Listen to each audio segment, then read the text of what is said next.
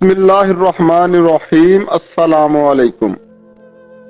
حضرت عیسیٰ علیہ السلام کے آسمان پر اٹھائے جانے کے تھوڑے دنوں کے بعد کا واقعہ ہے کہ یمن میں صنعاء شہر سے 2 کوس کی دوری پر ایک باغ تھا جس کا نام سروان تھا۔ اس باغ کا مالک بہت ہی نیک نفس اور سخی آدمی تھا۔ اس کا دستور یہ تھا کہ پھلوں کو توڑنے کے وقت وہ فقیروں اور مسکینوں کو بلاتا تھا اور اعلان کر دیتا تھا کہ جو پھل ہوا سے گر پڑیں یا ہماری جولی سے الگ جا گریں وہ سب تم لے لیا کرو۔ اس طرح اس باغ کا بہت سا پھل فقراء و مساکین کو مل جاتا تھا۔ باغ کا مالک مر گیا تو اس کے 3 بیٹے اس باغ کے مالک بن گئے، مگر یہ تینوں بہت بخیل تھے۔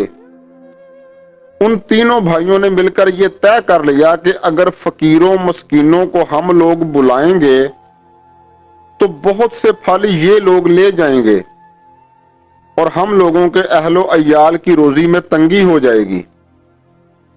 چنانچہ ان 3 بھائیوں نے قسم کھا کر یہ طے کر لیا کہ سورج نکلنے سے قبل ہی چل کر ہم لوگ باغ کا پھل توڑ لیں گے تاکہ فقراء و مساکین کو خبر ہی نہ ہو۔ چنانچہ ان لوگوں کی بد نجتی کی نحوست نے یہ اثر بد دکھایا کہ رات ہی میں اللہ تعالیٰ نے باغ میں آگ بھیج دی جس نے پورے باغ کو جلا کر خاک سیاہ کر ڈالا، اور ان لوگوں کو اس کی خبر بھی نہ ہوئی۔ یہ لوگ اپنے منصوبے کے مطابق رات کے آخری حصے میں نہایت خوشی کے ساتھ پھل توڑنے کے لیے روانہ ہو گئے اور راستے میں چپکے چپکے باتیں کرتے تھے تاکہ فقیروں اور مسکینوں کو خبر نہ ہو جائے۔ لیکن یہ لوگ جب باغ کے پاس پہنچے تو وہاں جلے ہوئے درختوں کو دیکھ کر حیران رہ گئے۔ چنانچہ ایک بول پڑا کہ ہم لوگ راستہ بھول کر کسی اور کے باغ میں آ گئے ہیں۔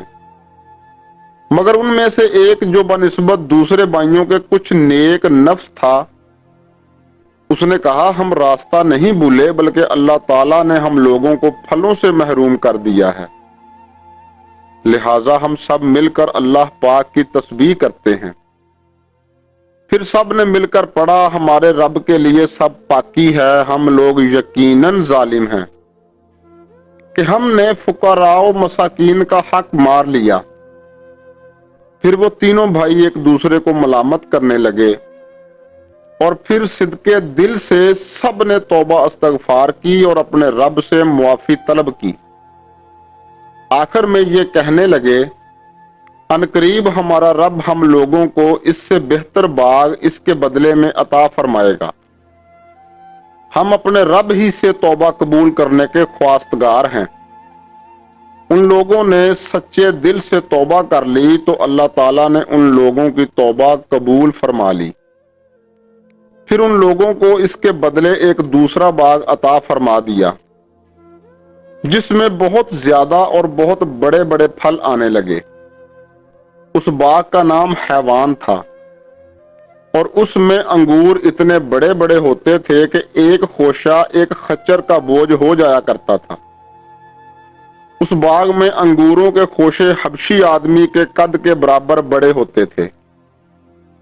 اس واقعہ سے سبق ملتا ہے کہ سخاوت اور نیک نجتی کا اثر مال میں خیر و برکت اور مال کی فراوانی ہے، اور بخیلی اور بد نجتی کا ثمرہ مال کے لیے ہلاک و بربادی ہے۔